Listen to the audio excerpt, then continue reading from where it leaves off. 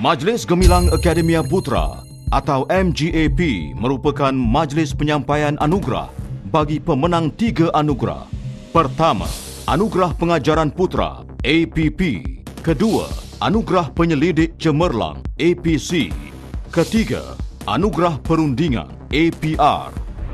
Pelaksanaan pemilihan ketiga-tiga anugerah ini juga merupakan satu wahana untuk mengenal pasti calon Anugerah Akademik Negara atau AAN, anjuran Kementerian Pengajian Tinggi Malaysia pada setiap tahun. MGAP dianjurkan untuk menyuntik semangat, memperkukuhkan iltizam dan dedikasi pegawai akademik bagi memperkasakan kualiti pengajaran, pembelajaran, penyelidikan dan perundingan secara menyeluruh di universiti.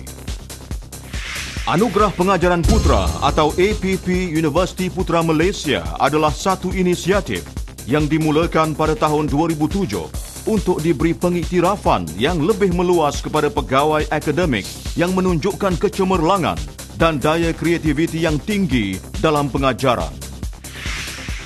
Bagi kategori Anugerah Pengajar Cemerlang, umur calon perlu melebihi 35 tahun ke atas dalam tahun yang dinilai, dan Anugerah Pengajar Muda perlulah berumur 35 tahun ke bawah dalam tahun yang dinilai.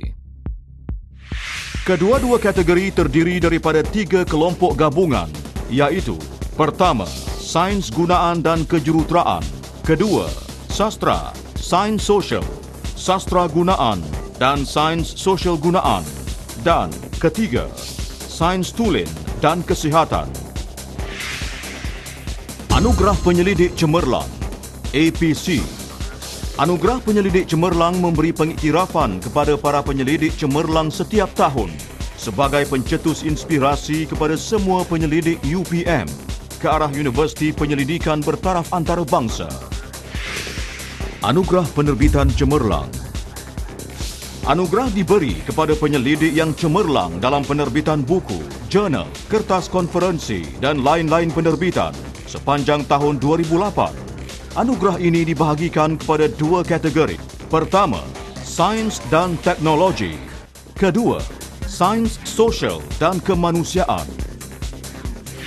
Anugerah Penyelidik Muda. Anugerah yang diberi kepada penyelidik yang berumur 35 tahun dan ke bawah yang telah menunjukkan prestasi cemerlang dalam memperolehi geran penyelidikan dan perundingan, mengkomersialkan produk penyelidikan, menerima pengiktirafan dan anugerah, menyelia pelajar siswaza dan menerbitkan hasil penyelidikan. Anugerah ini dibahagikan kepada 2 kategori. Pertama, Sains dan Teknologi. Kedua, Sains Sosial dan Kemanusiaan. Anugerah Pengkomersialan. Anugerah yang diberi kepada penyelidik yang berjaya mengkomersialkan produk penyelidikan dan berjaya menembusi pasaran. Anugerah Khas Antarabangsa. Anugerah yang diberi kepada penyelidik yang berjaya menerima anugerah khas atau fellowship penyelidikan di peringkat antarabangsa dari badan-badan yang diiktiraf. Insentif penerbitan.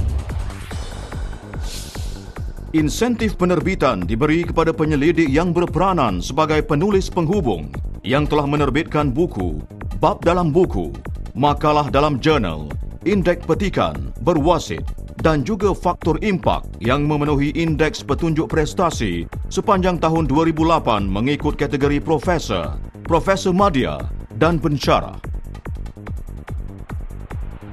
Insentif patent. Insentif yang diberikan kepada penyelidik yang berjaya mendapat sijil patent dan yang telah memfailkan patent sepanjang tahun 2008. Anugerah Perundingan APR. Perkhidmatan perundingan merupakan salah satu aktiviti utama universiti. Sebagai sebuah universiti multidisiplin, UPM terkenal dan memiliki sumber kepakaran dalam pelbagai bidang.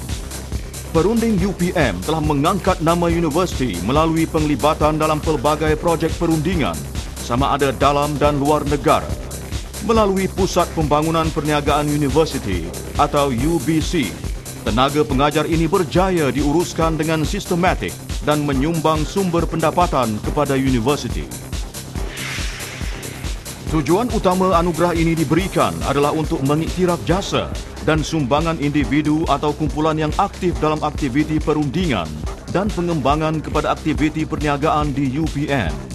Selain itu, ia juga memberi galakan kepada kaki tangan universiti untuk memberi sumbangan yang lebih luas dan berterusan kepada universiti serta negara amnya. Pada 2008, anugerah perundingan dibahagikan kepada 3 kategori utama, iaitu Anugerah Perunding Cemerlang, Anugerah PTJ Cemerlang dalam Perundingan, dan yang paling utama, Anugerah Perunding Putra.